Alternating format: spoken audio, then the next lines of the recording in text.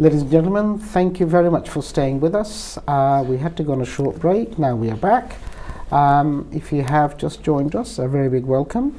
The topic for discussion is knife crimes. And for those of you who have been watching this program from the beginning, will know that our guests are very knowledgeable in terms of the community, the knife crimes, and have been making a very positive contribution as to what we can do to eradicate the problem, if not alleviate. Before we went on break, I was talking to one of our guests, Ashik, and I asked him some good examples of community leaders, and Ashik gave an answer. Let me just go a little bit more into that. In terms of young people in Shadwell, can you give us any good examples of the good work that they've done for the local community? Well, thank you very much for asking this and question. for building bridges amongst different sections of the communities. Well, yes, it has been, it has been significant change actually, and recently obviously there was a published there, and Shadwell is not in the hotspot anyway. So yes, if you are a resident of Shadwell, if you live in Shadwell, feel free to go to Shadwell Garden. There was a nice mosaic done by some young kids. Actually, those kids. The local authority put the CCTV there last year, and they have commuted some naughty stuff, so they're banned to come to this area. So what they did, the local authority make them busy and enjoy their lifestyle, enjoy their life while they're sitting home. They cannot come to this area. They print some mosaic, and we have managed to put that last week in Shadwell Garden on the entrance. Welcome to Shadwell. It's so lovely and so prouding. It's good to see our young. So it's made by local young people. Local young, especially they have been naughty before. They're trying to change their lives. Right, okay. Yeah, they changed obviously. Yeah, and well, local authority and the council actually have worked together on this, have they? Yes, they have worked together. So you mean the local community and the council have worked together on this? They are working together. There is a significant change in Shadwell. Obviously, I might mention that as well. I need to mention that. If you see the James Boller Way, it used to be all these drug dealings and fighting, youth fighting. There was an incident in the last couple of years back with the police and the youth. They were fighting together, and actually local authority and our Mayor Biggs actually just eventually, yeah, he was very helpful, and our statutory Deputy Mayor Shiraj Bhai, you know, he came down, and obviously we managed to put 24-hour security guards there. That are contracted by the council, and I have asked them to employ some of the kids from the Shadwell. They have a SIA license, and there are, you'll be really surprised and you'll be really happy to see that 4 youngsters from the Shadwell, they have a SIA license. They're working there in the Shadwell. Voluntarily or paid? No, they're paid. But obviously they're looking for the job. Local knowledge about the community and everything else. Yeah, and obviously the Whitney Market car park is so thank you, Ashik. There are some good examples of local community getting together to build bridges amongst different sections of the community and working together.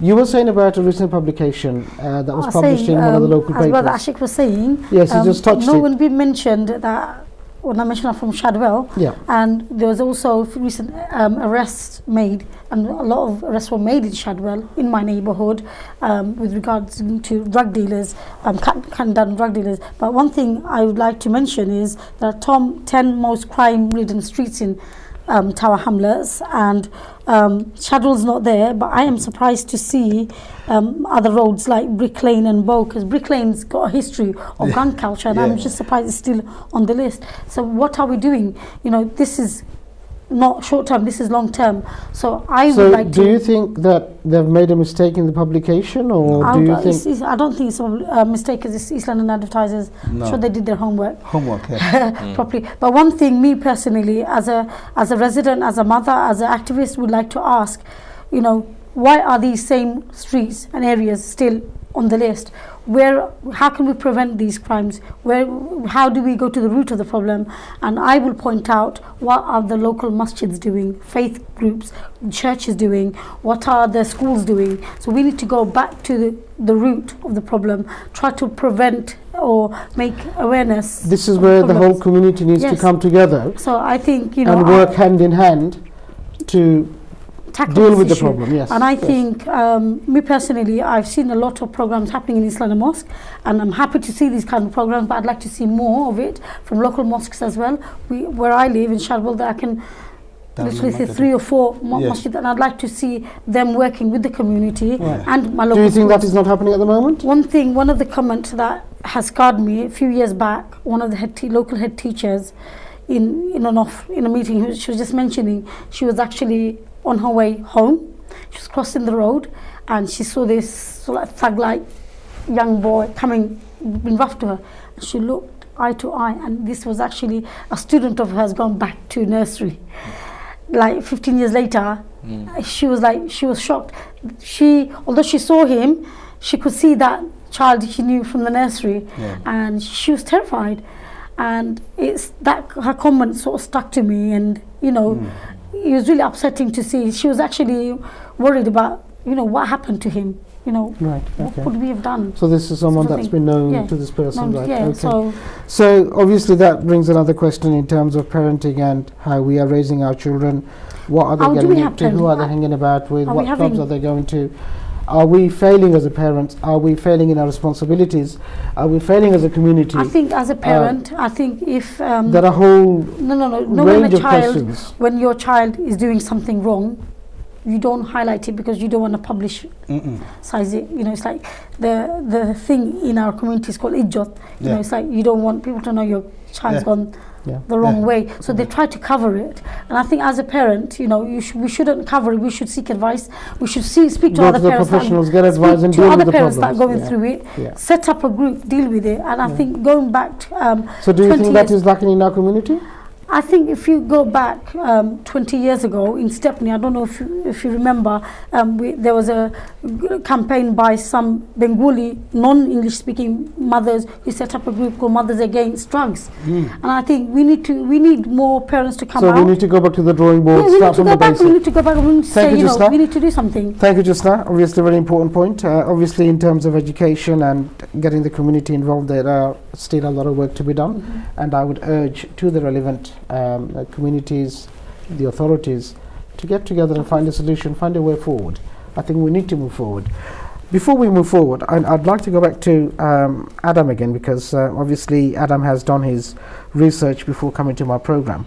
Adam, in terms of stop and search policy, or stop and search, shall we say, what is stop and search? What is the implication of it and its history? Oh, that's a very broad and good question. So stop and search is noted as being a policy where if a police has a reasonable cause to suspect that you have something illegal on you, or if you're doing something wrong, they have a right to search you. But do you think that the police use that to target certain groups of people? Indeed, that's what I was going to come on to. What we've found is that a lot of the police force traditionally was, some would say, institutionally racist, right? And they didn't target young white people. All they did was target young BME groups who, yes, there are some people who are both white and from BME communities, keep drugs on them, have knives. But what we saw under the last Labour government, I know that was a problem in Hackney, wasn't it? There was loads of complaints that was raised in Hackney. So what actually happened with knife crime in Hackney is there's been a big thing coming up, and one thing we definitely need to touch on is the Glasgow model of dealing with knife crime, is treating knife crime as a public health issue. But the actual Glasgow solution, calling it a health-based problem, actually started in Hackney. Hackney had a massive knife crime problem years and years ago, still does, of course. And what they've done is they treated knife crime as a public health issue, which means it got extra resources. And when we talk about it as a health issue, we don't talk about treating the symptoms. Much like what we've been saying throughout this, you talk about treating the root cause. We talk about prevention rather than a reactive hammer down approach, because stop and search, and what we're getting to is Sajid Javid, the Home Secretary at the moment, is now rolling back some of the protections that our BME communities had on the overextensions of the police's use of this stop and search going into communities, and some would say harassing young men of colour. But that will only intimidate people, won't it? It will only get people's back up. And it will. You won't get their support, will it? Well, indeed. Well, this goes back to the whole thing about the police, the Metropolitan Police Service in the last since 2010 to today has lost 20% of its funding, which means that we've seen police stations closed, less police officers on our streets, less police cars. Because with that 20% reduction, what you've also got to consider within London, the Metropolitan Police don't just have policing of our streets to take care of, they have the policing of major monuments to take care of. So within that 20% reduction in budget, you've got them looking after Parliament, the London Eye, bridges, streets, the river, you name it. So you cannot reduce those. You cannot reduce those the security around those monuments. So where do you take it from? You take it from your outside boroughs, you take it from your inner city policing, you take it from your community policing budget, which means that we now no longer have community police officers. Yeah, exactly. All we have is a reactive police model where we've got police officers who are completely overworked. You've got 999 calls stacking. They're overstressed. They're overstressed. Like we say, they don't react to police calls anymore. They can't because they just don't have any. And it's a bit like a military approach now, isn't it? It's not. Can I add one thing? Yeah, please. A few years back, there was some antisocial behaviour in my estate. It was actually drug dealing. I called the police. You know what the police did? They came and knocked on my door. Making it obvious, I reported it. Oh no! So it's also so in terms of the police tactic, that needs to change. Yes, they need to keep reporting and confidential. I told them, and they need to make sure they don't make people a target. Can I add something on Adam's point? Yeah, of course you can. Yeah. What is actually we can see that over the past couple of months, not even throughout the years, obviously, though. Former police commissioners, they're coming in, talking in the media, they say this government, what Theresa May is doing actually is putting London's actually in a dangerous position, cutting those police. We do not have any enough resources. We cannot see any community police officer at the moment. I've been robbed a couple of months back, and what police said when police came to me and we finally tracked those whoever that took my phone, and they said it's too dangerous to go there. We don't have any resource at this time. We cannot go there. Sure. And this Tory government actually putting everything is in danger, cutting. They're making their intention to make their millionaire friends the billionaires. Okay. Simple. Let me just ask, because obviously Adam has touched on this. Home Secretary's policy. What I would like to ask Adam is this: do you think the government has the solution to this problem, and are they committed to providing a solution? So I don't think that they have the capacity to. Asik touched on it earlier, with Brexit being the main plank of this government's policy. What you've got is all of their thinking power is being taken up by looking at this Goliath of a mistake, in my opinion. Brexit is a bad idea. All it is going to destroy our communities, it's going to make us poorer.